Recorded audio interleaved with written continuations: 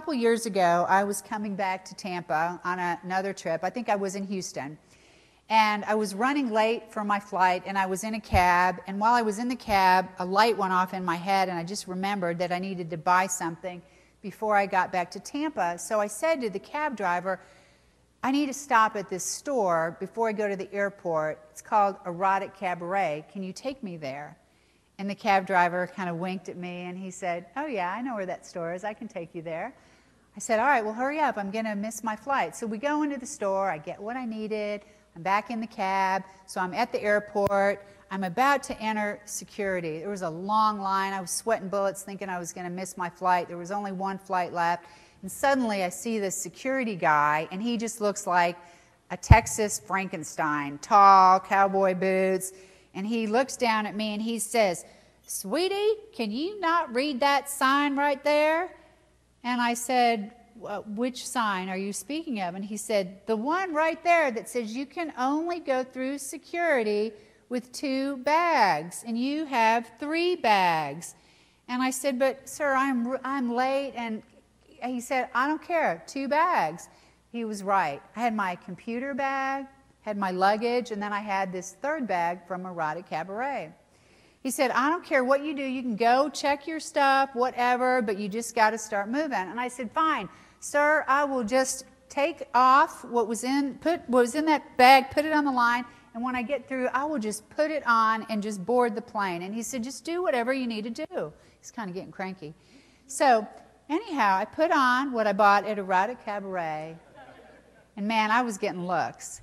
Like the men were like, woo, and the women were like, oh my gosh, and the kids were coming up to me asking me for my autograph. Why? Because it was a Halloween costume. They sell great Halloween costumes at Erotic Cabaret. And I had a Halloween party to go to, and I was not about to miss my plane, so I just wore that costume and got on the plane. Now I know that probably most of you, if you've not already kind of labeled me, this woman is kind of really out there, you're thinking she is really crazy now. But I want you to think about what happened, and I want you to think about what you would have done in that situation. Most of you would have maybe missed the flight, right? Or you would have just said, to heck with that costume. But you wouldn't have put the costume on because it would have made you really darn uncomfortable. And great branding and really big ideas, 99% of them, there is a real uncomfortable moment that happens. And if you're going to do great branding, you have got to be okay with that. That was one of the best flights I have ever been on. People were buying me drinks. I was getting all kinds of attention. Now, I'm not going to milk the story or suggest that you need to do these kind of crazy things to make money, but there is a point in this whole process that you are going to be sitting in a conference room at your office or in your back room with your team, and you're going to have some idea, and it's going to get poo-pooed on by your team members, and you need to be brave and courageous and go, look, this is a competitive battlefield.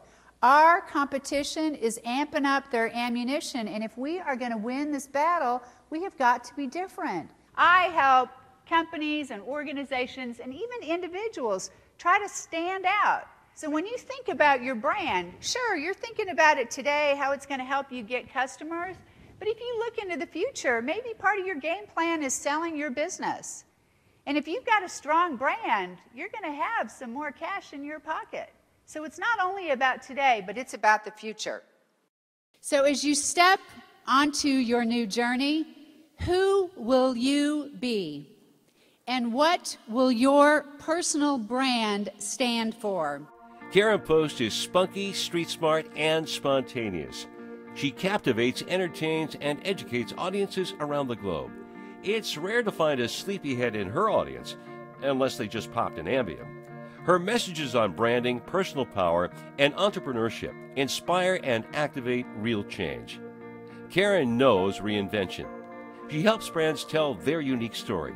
She shows organizations how to stand out and find their distinction. She empowers individuals to discover and leverage their inner fire. Engage the folks that matter. Karen combats the challenges of change. Whether you're an industry in turmoil, a company in transition, or you're launching a brand new product, Karen will show you how to optimize change. Ignite personal power and brand you. Karen's a champion of personal power. She believes anything is possible with the right attitude and a good plan. Get your brand back. Karen knows what failure feels like too. She's been in the first cart of the roller coaster herself. Her stories speak to courage and resiliency and help her audiences get back on their game and get their brand back on track. When the media needs a trusted leader with business and branding expertise, they call on Karen for her commentary. Karen's been featured in over 300 news outlets, including the Wall Street Journal, the New York Times, Forbes, and Fox News. Karen's a published author, too. She's written 2 best-selling books on branding, Brain Tattoos, Creating Unique Brands That Stick to Customers' Minds, and Brand Turnaround, How Brands Gone Bad Return to Glory.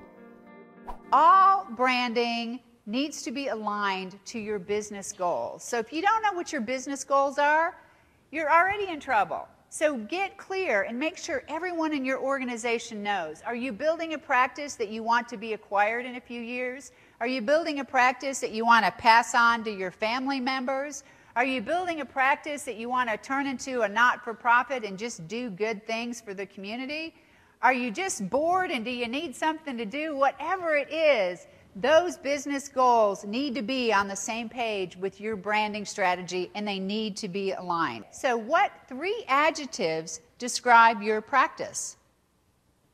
And I don't want to hear something like quality, because quality isn't really an adjective that you know what that looks like versus something that's not quality. I want to know whether you're progressive, whether you're lighthearted, whether you're formal, whether you're established. But every brand should have 2 or 3 adjectives that really define their personality. Just like if you were going to introduce a friend to another friend, how you would describe them. And the final piece to the brand essence is the promise. Now, a promise is not about logical features. A promise is about emotional connectivity. A CPA does not promise to do your taxes. They promise to do a good job so that you get to keep more of your money and enjoy your life. A fashion boutique does not sell warmth and shelter in their clothing. They sell self-esteem. They sell feeling good about yourself. Those are brand promises. Karen's worked with top companies from diverse industries. Whether you're a Fortune 500 organization, a trade association, or an emerging business, Karen will craft an entertaining and enlightening program so your organization can surpass your goals. If you've got an event that needs to light up and an audience you need to wake up, give Karen a call.